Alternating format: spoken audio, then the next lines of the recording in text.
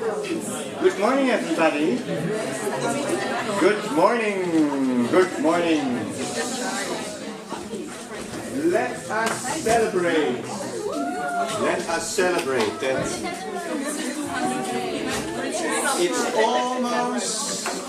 it's almost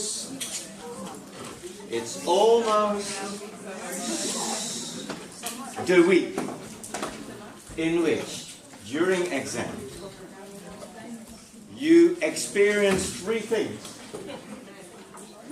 You experience this initial fear, then you experience the joy that you actually understand quite a few things, and you feel surprised that at this spot you finally understand certain things about what it is we wanted to have you learn.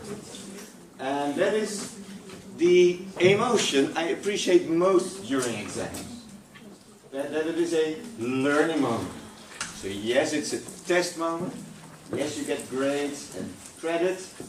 But the best thing during exams is that you actually learn by solving a case and so forth.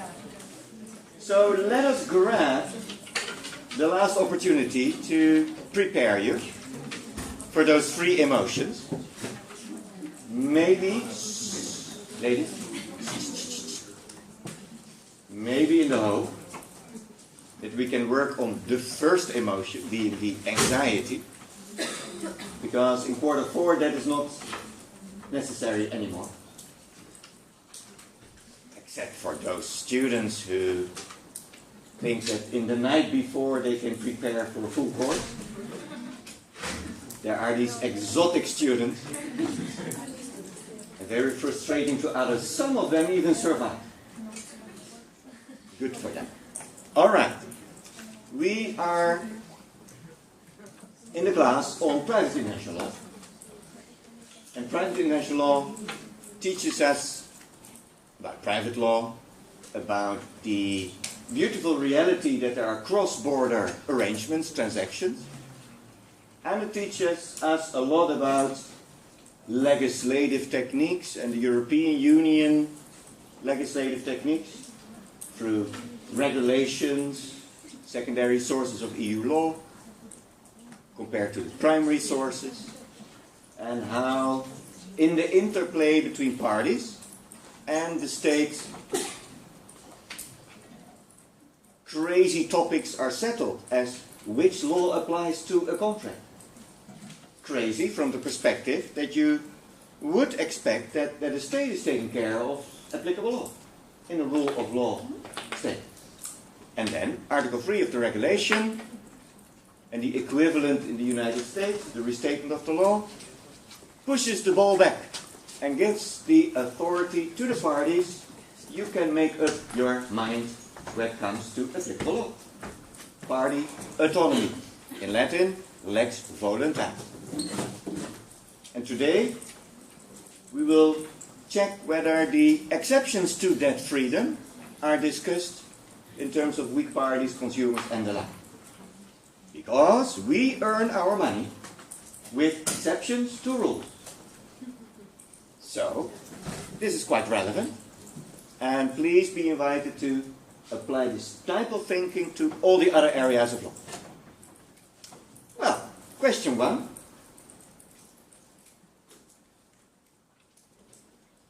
What are weak party contracts?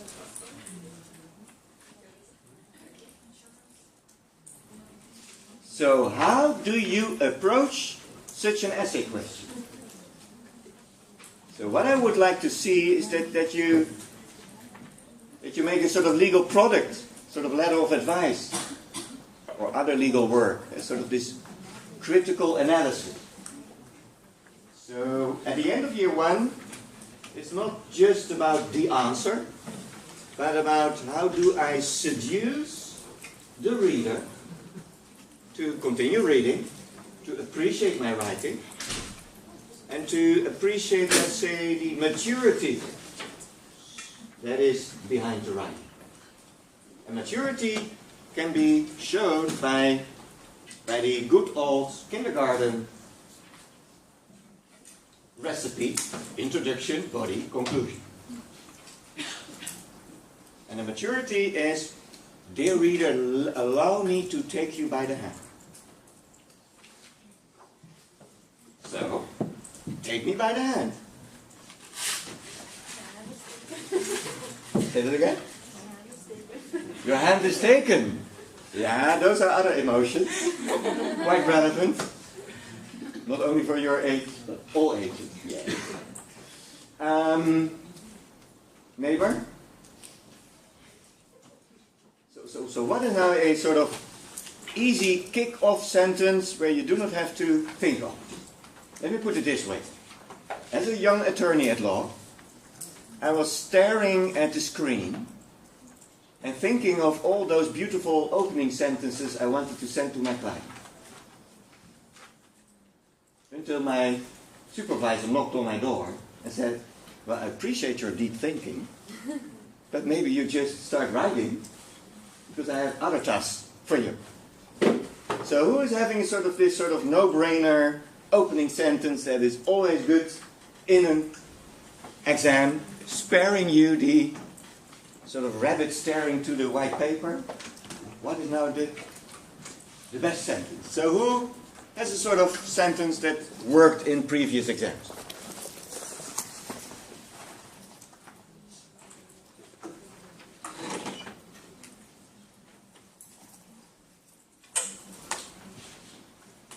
Or, well, maybe you do not know. But in tutorials, which tutor in making assignments helps you with a sort of opening sentence? Yeah? So it's not one correct sentence, but just give me one. Okay. What do you think of the opening sentence? Hello. Would that work? No. Okay. Well, sort of short sentence without the verb. But yes.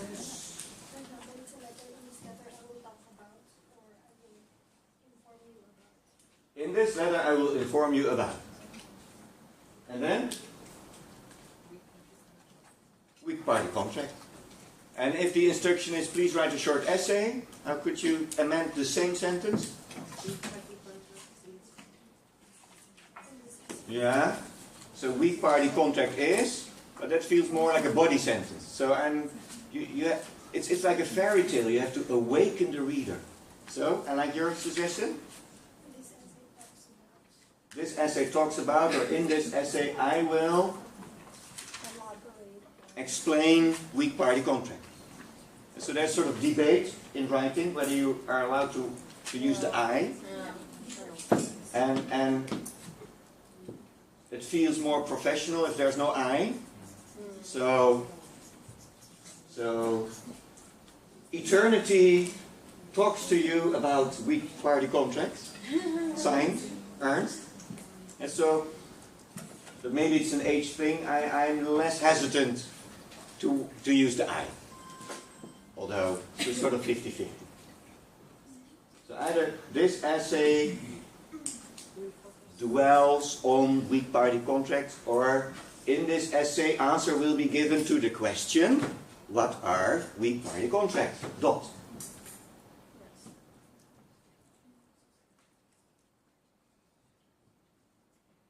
It's sort of the easiest one. It's not a sentence that you will that will get you the Nobel Prize for Literature. So don't get me wrong.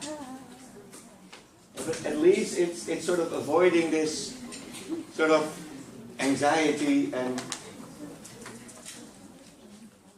all right. And then maturity. Ladies, maturity is especially shown up when you announce the structure of your essay. That as a second sentence, you tell the reader what you're going to tell. So, I will talk about, or the essay will first address the word weak parties, and then it will show a few examples of weak party contracts in the Rome I regulation.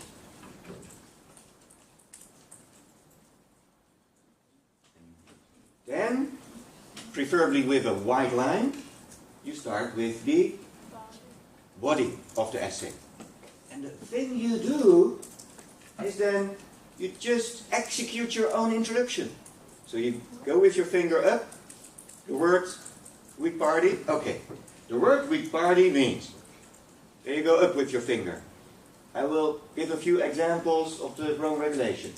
A few examples of the Rome regulation are insurance, employees, customers, consumers, travelers, dot, and then something like consumers are everybody in the European Union purchasing goods and services, not in the, and then you use the definition, we will talk about that, not in the course of business or other definitions of not being a provider, dot, insurance is, traveling is, laborers is, white line, and then the conclusion. What would be, especially if you run out of time by the time you reach the conclusion? Well, what is it? What would be a lovely sentence in the conclusion if this is the essay above?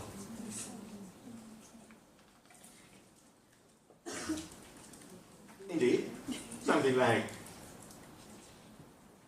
neighbor, neighbor, neighbor. Closing sentence in the conclusion, or the start of the conclusion.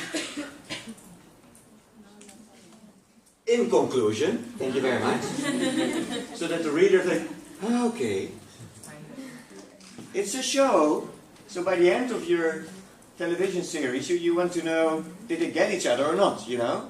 So somewhere there should be this picture of a dinner table and the two looking at each other, and that as a watcher you have the feeling they will be okay. Alright, so in conclusion, so what's the conclusion of this little essay? So if you have to tell a factual thing of this essay, what did you actually do in the essay? In our example essay. Yes?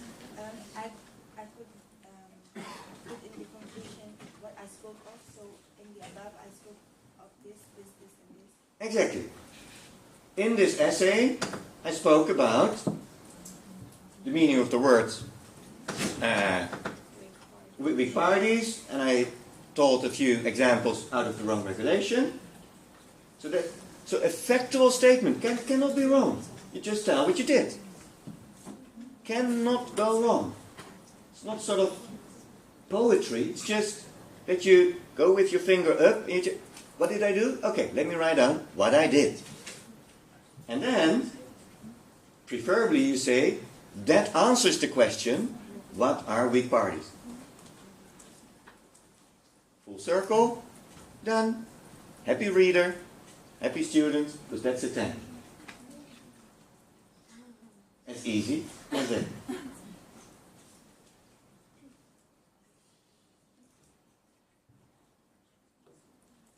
So question 2. Oh, the body. There we go. Well, let's do the substance. What does the word weak party mean? So we are in the body of the essay. And, okay, final word on that sort of design, structure. If you do not see 3 parts of an essay with white lines in between, ask yourself, is this an essay? Because if there's no introduction, body, conclusion, it's not an essay. Might be a good answer. But the exam asks, you know that, please write a short essay on. So don't give away those little points. With sentences you can exercise. No poetry. So I don't mind to see 192 same opening sentences. I repeat, I don't mind to see 90, 192 same opening sentences. All right. Well, what does the word weak party mean? We are over here. So it means that one of the parties is disadvantaged in comparison to the other. One of the parties is disadvantaged in comparison to the other parties. I like the in comparison to. It's not an absolute test of weightlifting or something like that. And then, in what sense less strong? It has less bargaining power, which means that... Less bargaining power. Explain. Yeah, it means that, well, he basically doesn't have a choice to choose the applicable law, so he's forced into the contract by the other party. The other party chooses the law instead of him. Yeah. So it's not just that the other party chooses the law, but the other party chooses how the contract looks like in the first place. There's no room for negotiation on the terms and conditions of the contract, not only applicable law, all the rest.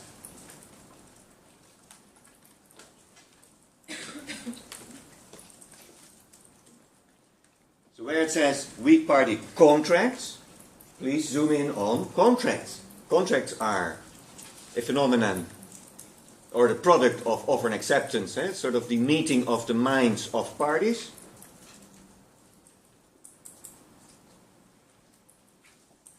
And then the phenomena of a weak party contract is that one mind of the two is sort of relatively weak because that has to reach out to the other mind instead of that both minds meet somewhere halfway.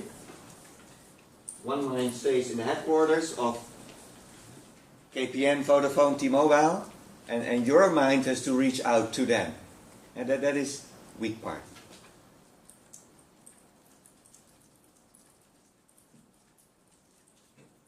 Negotiation, contract, bargaining power.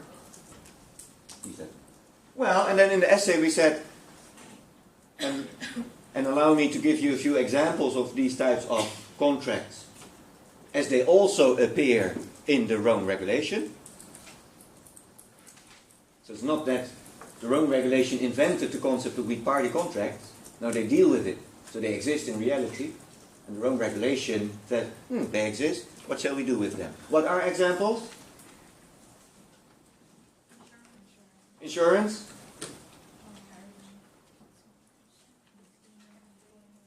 Consumer contracts, employment.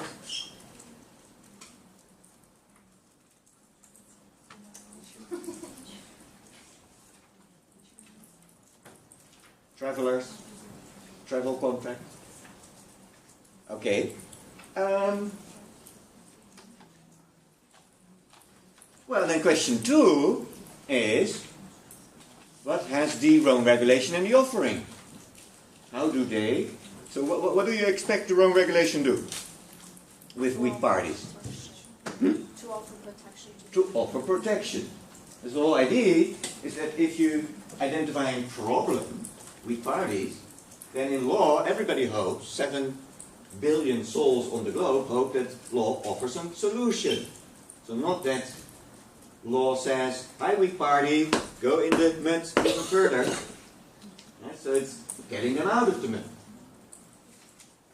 That's important because that puts you on the sort of track what most likely the intention and the goal and the content of those rules are to protect weak parties. That is obviously to give them a little better position. So if in your analysis they are worse off, then you have to reread the clause, whether that is sort of exactly what the rule, the R, intends to do with the case. Well,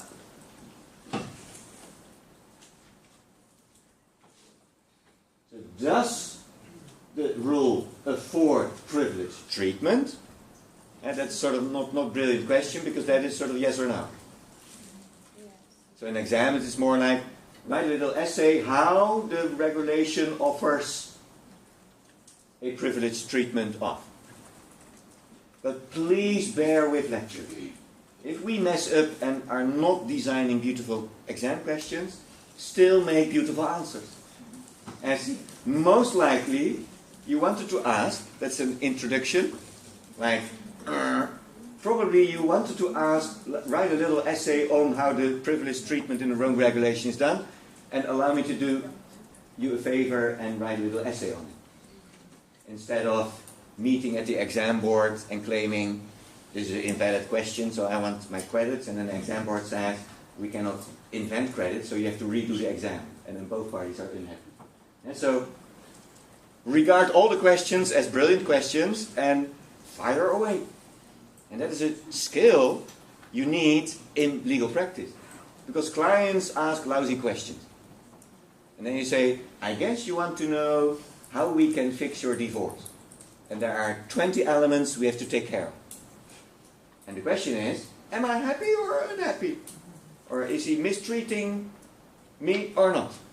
And that's then you say, I don't know. But the question is, can you help me with my divorce? And then proactively you fill in. So please realize this course is about private international law, a little bit of history, Brussels 1, Rome 1. So in total, we want to see in the exam that you give back on our course. So if you feel you didn't show off enough in the essay so far, just add to it. All right.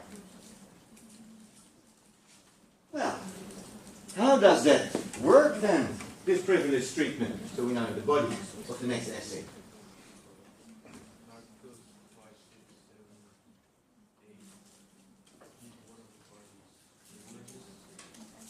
Let me repeat. Article 5, 6, 7, 8 gives parties, the weaker party, privileges, as in what?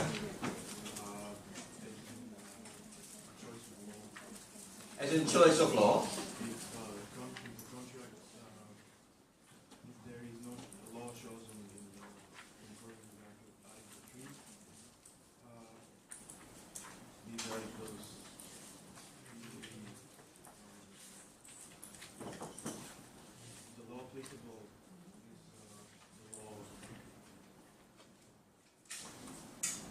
Yeah?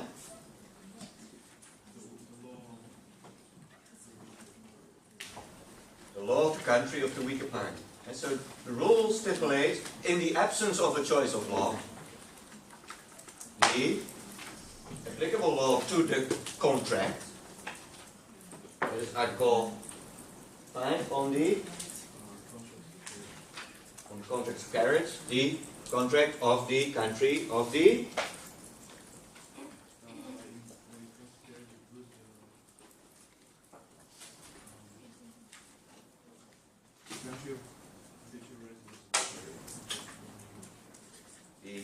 country of the habitual residence of the carrier.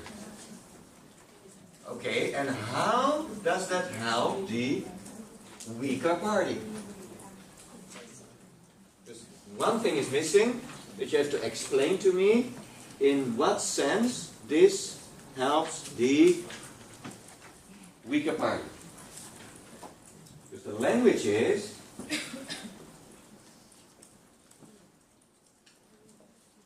the carrier's country is chosen. But still, it is helping the consumer. In what sense? Yes? Well, I think we should look at 5.2 deeper because it says that